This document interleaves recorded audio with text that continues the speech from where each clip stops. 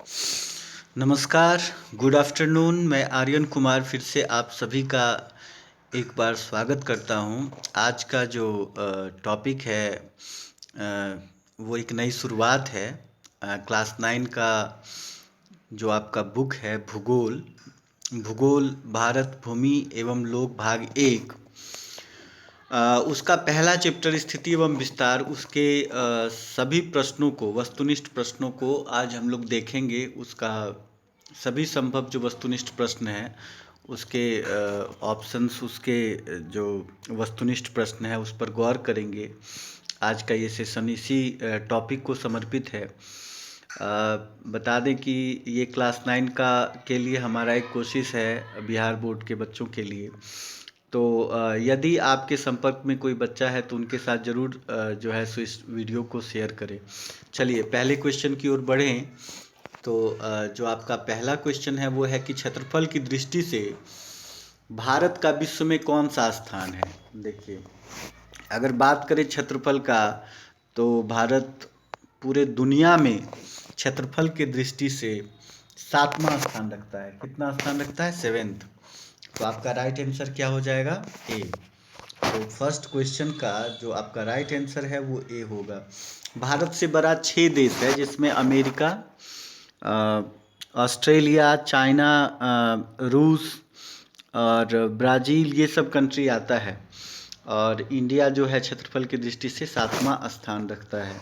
तो इसीलिए आपका जो राइट आंसर होगा वो पहला का ए हो जाएगा। चलिए अगला क्वेश्चन की ओर बढ़ें। तो कहता है भारत के अक्षांशीय एवं देशांतरीय विस्तारों में लगभग कितनी डिग्री का अंतर है। ये फ़र्क पूछ रहा है। तो जो इसका राइट आंसर होगा वो होगा 30 डिग्री का। 30 डिग्री का जो है सो फ़र्क होता है किसके बीच में? अक्षांशीय और देशांतरीय विस्तार में। तो दूसरा का राइट आंसर होगा आपका ऑप्शन सी। तो 2 का राइट आंसर रहा आपका सी। यही आपका आंसर है। चलिए अगले क्वेश्चन की ओर बढ़ें। तो कहता है भारत की मानक मध्याह्न रेखा का मान है। भारत के मानक मध्याह्न रेखा का जो मान है वो है 82 डिग्री और 30 मिनट। तो ये आपका होगा ऑप्शन सी। तो थर्ड का जो राइट आंसर है वो आपका होगा सी। चलिए अगले क्वेश्चन की ओर बढ़ें। तो कहता है भारत की स्थलीय सीमा रेखा तटीय सीमा रेखा से बड़ी है लगभग कितना। किसकी बात कर रहा है? स्थलीय सीमा रेखा। भारत प्रायद्वीप है, 3 क्षेत्र से क्षेत्र 3 साइड जो है सो समंदर से घिरा हुआ है और एक भाग, बहुत बड़ा हिस्सा ज़मीन से भी जुड़ा हुआ है। तो अगर आप देखें कि स्थलीय सीमा रेखा तटीय सीमा रेखा से कितना मतलब बड़ा है, इस बात पे गौर करें तो आप पाएंगे कि लगभग 2 गुना फ़र्क है। कितना फ़र्क है? तो लगभग 2 गुना। तो ऑप्शन बी आपका होगा, राइट आंसर होगा 4 का बी। ठीक है, 2 गुना फ़र्क है। चलिए अगले क्वेश्चन की ओर बढ़े। तो कहता है भारत एवं चीन के बीच सीमा रेखा का नाम क्या है। देखिए हर सीमा रेखा का कुछ ना कुछ नाम है। भारत पाकिस्तान, भारत चाइना, भारत अफगानिस्तान। तो भारत एवं चाइना के बीच जो सीमा रेखा है उसका नाम है मैकमोहन रेखा, मैकमोहन लाइन। तो आपका राइट आंसर क्या हो जाएगा? बी होगा। 5 का आपका राइट आंसर बी होगा। ठीक है जी। चलिए अगले क्वेश्चन की ओर बढ़ें। तो कहता है कर्क रेखा किस राज्य से होकर नहीं गुजरता। कर्क रेखा किस राज्य से होकर नहीं गुजरता। देखिए कर्क रेखा गुजरात से होकर गुजरता है, मध्य प्रदेश से होकर गुजरता है, छत्तीसगढ़ से होकर गुजरता है, लेकिन महाराष्ट्र से होके नहीं गुजरता है। तो नहीं ही पूछा है। आपका राइट आंसर हो जाएगा 6 का बी। 6 का राइट आंसर क्या है आपका? बी है। चलिए अगले क्वेश्चन की ओर बढ़ें। तो कहता है इनमें से कौन सा देश उत्तर प्रदेश की सीमा को छूता है। छूता है, छूने की बात कर रहा है, उत्तर प्रदेश की सीमा को छूने वाला। तो याद रखिए उत्तर प्रदेश की सीमा को चाइना नहीं छूता, पाकिस्तान नहीं छूता, अफगानिस्तान नहीं छूता, लेकिन उत्तर प्रदेश की सीमा को नेपाल छूता है। तो आपका राइट आंसर क्या हो जाएगा? 7 का डी होगा। 7 का राइट आंसर डी होगा। चलिए अगले क्वेश्चन की ओर बढ़ें। तो कहता है वह कौन सा स्थान है जो 3 समुद्रों के मिलन स्थल पर स्थित है। 3 समुद्र के मिलन स्थल पर स्थित कौन सा स्थान है, ये पूछ रहा है आपसे। तो याद रखिए लक्षद्वीप नहीं है, लक्षद्वीप जो है नहीं होगा, मालदीव नहीं होगा और कोलकाता तो खैर नहीं होगा। तो आपका राइट आंसर क्या हो जाएगा, कन्याकुमारी जो दक्षिणतम बिंदु है वह जो है सो वहाँ 3 समुद्रों का मिलन स्थल है। तो 8th का राइट आंसर क्या होगा आपका, डी हो जाएगा। 8वां का राइट आंसर आपका डी होगा।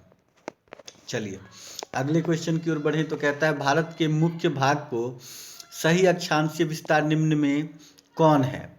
तो इसका जो राइट आंसर है वह हो जाएगा आपका 8 डिग्री 4 से 37 डिग्री 6 मिनट तक। तो ये आपका होगा ऑप्शन नंबर आपका सी है। ठीक है, तो राइट आंसर होगा 9 का सी। ठीक है जी, 9 का सी होगा आपका राइट आंसर। चलिए अगले क्वेश्चन की ओर बढ़े तो कहता है भारत के मुख्य भाग का सही देशांतरीय विस्तार है। तो सही देशांतरीय विस्तार कितना हो जाएगा, यहाँ एक डिग्री छूट गया है, यहाँ जो है 68 डिग्री होगा। तो 68 डिग्री 7 मिनट से लेकर 97 डिग्री 25 मिनट तक होगा। तो ये आपका राइट आंसर क्या हो जाएगा, ऑप्शन ए होगा। 10 का राइट आंसर आपका ऑप्शन ए होगा। चलिए अगले क्वेश्चन की ओर बढ़ें तो कहता है भारत की मुख्य भूमि का पूर्व पश्चिम विस्तार कितना है, पूरब से लेके पश्चिम तक कितना किलोमीटर जो है सो लंबा अपना भारत का जो है सो क्षेत्र है। तो इसका राइट आंसर हो जाएगा 2933, ये वाला ऑप्शन 2933, ये ऑप्शन डी है आपका। 2933 किलोमीटर लंबा है आपका पूरब से पश्चिम तक का विस्तार। तो राइट आंसर होगा आपका डी, यानी 11 का राइट आंसर आपका हो गया डी। चलिए अगले क्वेश्चन की ओर बढ़े तो कहता है भारत की मुख्य भूमि के उत्तर से दक्षिण विस्तार की लंबाई कितना है। वह पूरब से पश्चिम था और ये किससे पूछ रहा है, उत्तर से दक्षिण की ओर। तो याद रखिएगा उत्तर से दक्षिण तक भारत का जो विस्तार है वो 3214 किलोमीटर का है। तो राइट आंसर क्या हो जाएगा आपका सी, ऑप्शन सी है। तो 12 का राइट आंसर होगा आपका सी। ठीक है जी, यही आपका राइट आंसर है। चलिए अगले क्वेश्चन की ओर बढ़े, निम्न में कौन सी रेखा भारत को उत्तर दक्षिण 2 भागों में बांट देता है। उत्तर से दक्षिण की ओर भारत को 2 हिस्सों में बांटने वाली रेखा का नाम क्या है। तो उस रेखा का नाम है कर्क रेखा। क्या नाम है उसका, कर्क रेखा। तो आपका राइट आंसर क्या हो जाएगा, कर्क रेखा होगा। तो 13 का राइट आंसर हुआ आपका ए। चलिए अगले क्वेश्चन की ओर बढ़ें तो अगला क्वेश्चन आपका है अंडमान और निकोबार द्वीप समूह से निकटतम देश कौन सा है। अंडमान निकोबार द्वीप समूह भारत का एक हिस्सा है, केंद्र शासित प्रदेश है, लेकिन वह भारत के सबसे नज़दीक नहीं है। भारत के नज़दीक ना होके वो किस कंट्री के नज़दीक है, तो वह नज़दीक है इंडोनेशिया के।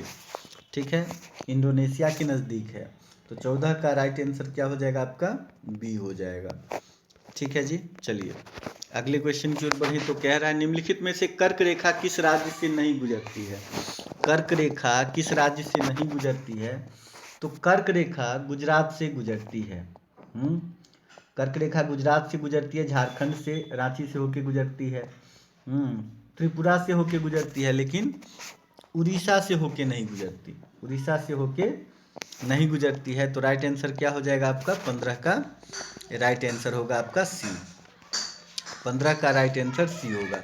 अगले क्वेश्चन की ओर बढ़े तो कहता है भारत का सबसे पूर्वी देशांतर कौन सा है। भारत का सबसे पूर्वी देशांतर कौन सा है, तो पूर्वी देशांतर है 97 डिग्री 25 मिनट पूर्व की ओर। तो आपका राइट आंसर क्या हो जाएगा, डी। ठीक है, 16 का राइट आंसर 16 का राइट आंसर आपका डी ऑप्शन होगा।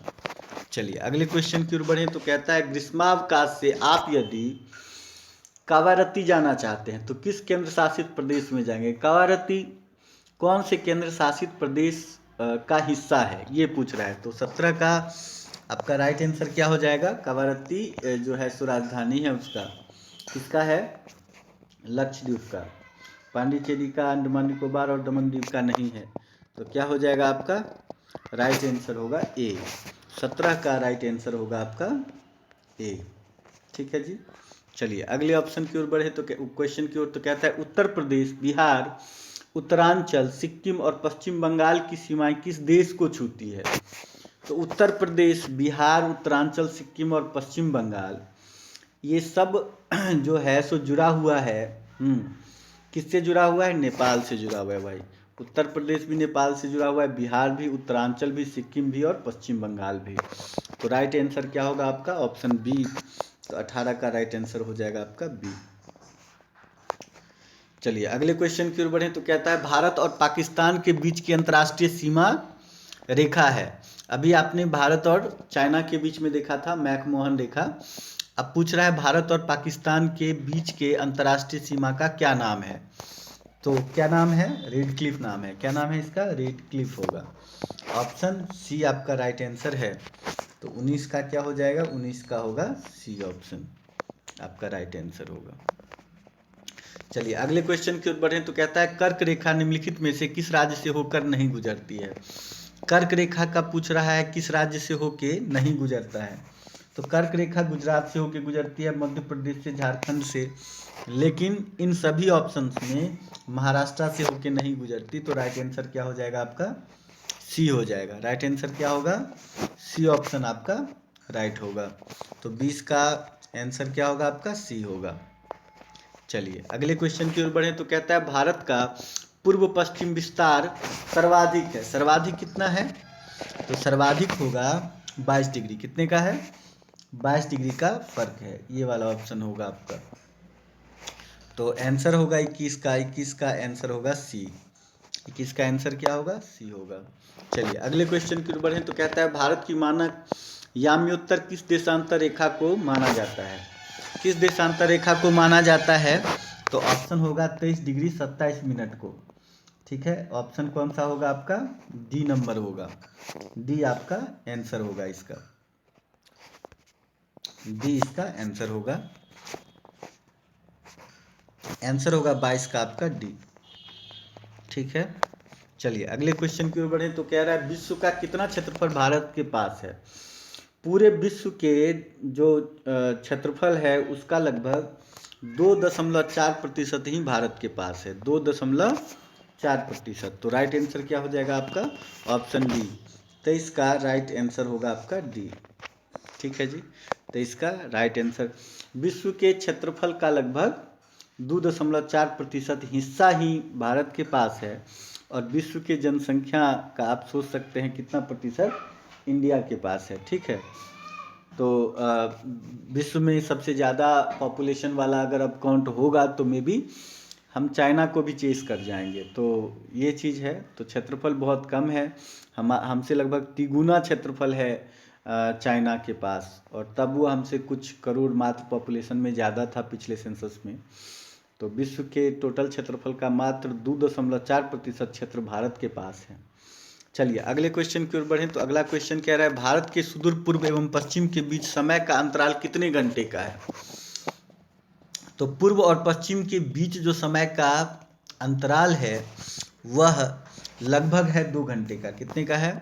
लगभग 2 घंटे का होगा। तो ऑप्शन आपका कौन सा हुआ? 24 का। 24 का राइट आंसर हो गया आपका ए। ठीक है जी, चलिए अगले क्वेश्चन की ओर बढ़ें तो कहता है स्वेज नहर के बनने से भारत और यूरोप के बीच की दूरी में कितने किलोमीटर की कमी आई है? स्वेज नहर अगर आपको जाना होता कहाँ, भारत से यूरोप, तो आप समंदर के दूसरे रास्ते से जाते, लेकिन स्वेज नहर बनने से कुछ दूरी जो आप तय करते थे वहाँ जाने के लिए उसमें कमी आई है, क्योंकि हम स्वेज नहर से होके गुजरते हैं। तो जो कमी आई है लगभग कितने का? तो जो कमी आया है लगभग 7,000 किलोमीटर का। कितने का? 7,000 किलोमीटर का। एक नहर के बन जाने से 7,000 किलोमीटर की यात्रा हमारी कम हो गई। तो राइट आंसर क्या होगा आपका? सी होगा 25 का। चलिए 26 कह रहा है इनमें से कौन सा देश भारत का पड़ोसी नहीं है? नेपाल तो है भाई, कई सारे स्टेट जो है सो नेपाल से जुड़ा हुआ है। और कौन है?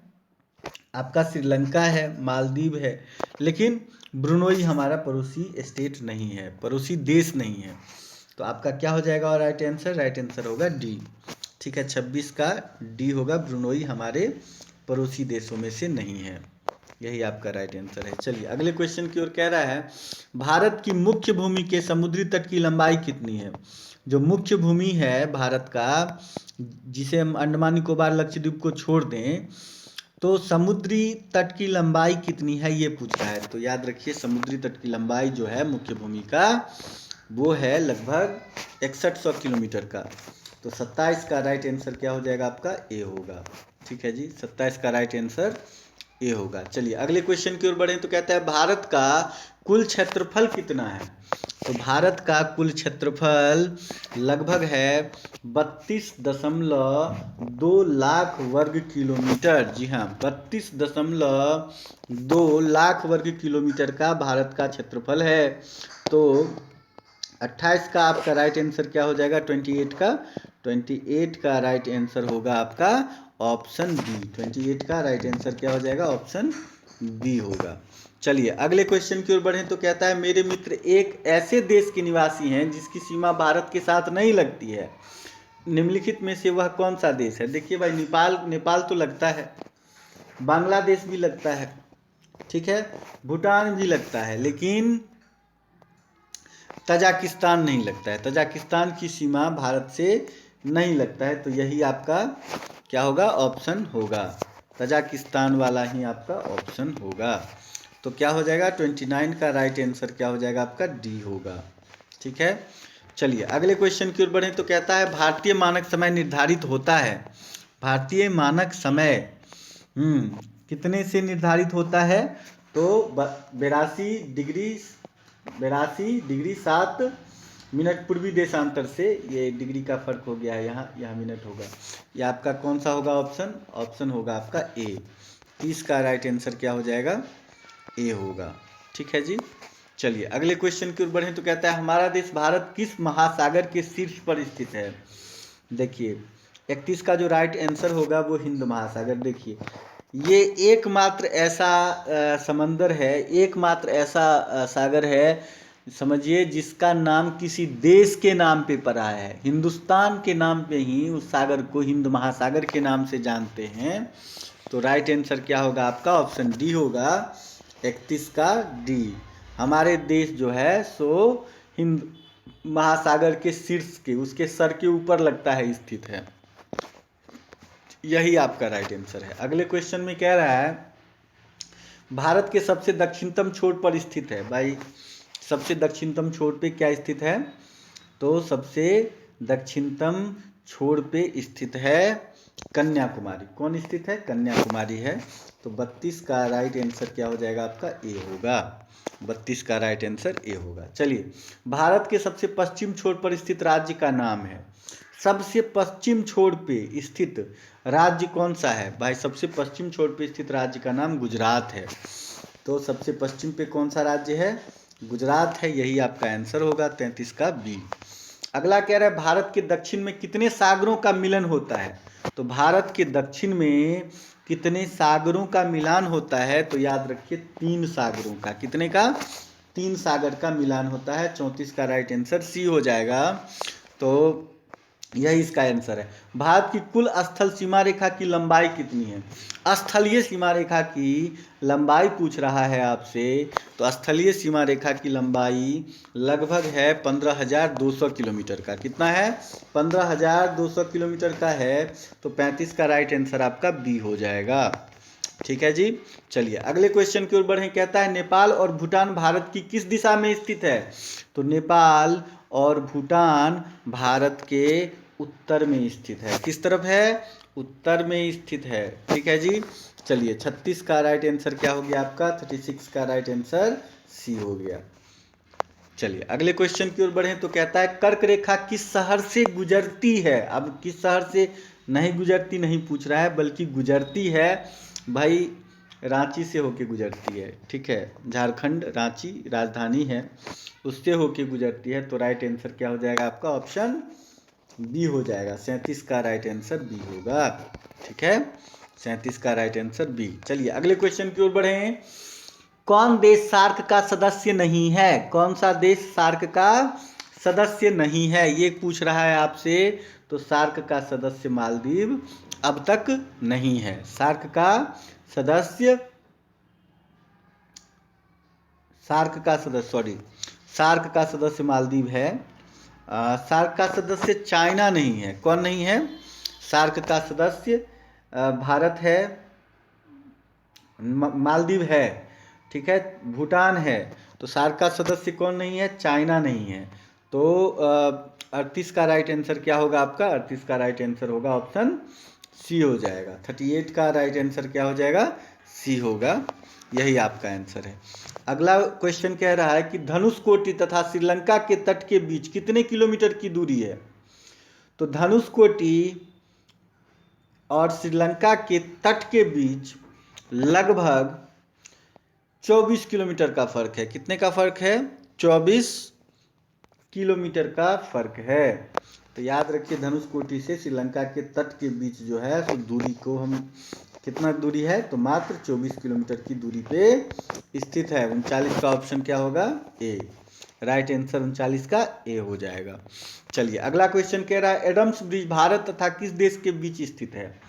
एडम्स ब्रिज ये नाम है, ये भारत और श्रीलंका के बीच स्थित जो है सो स्थित है ये। तो 40 का राइट आंसर क्या हो जाएगा आपका? बी होगा। 40 का राइट आंसर बी होगा।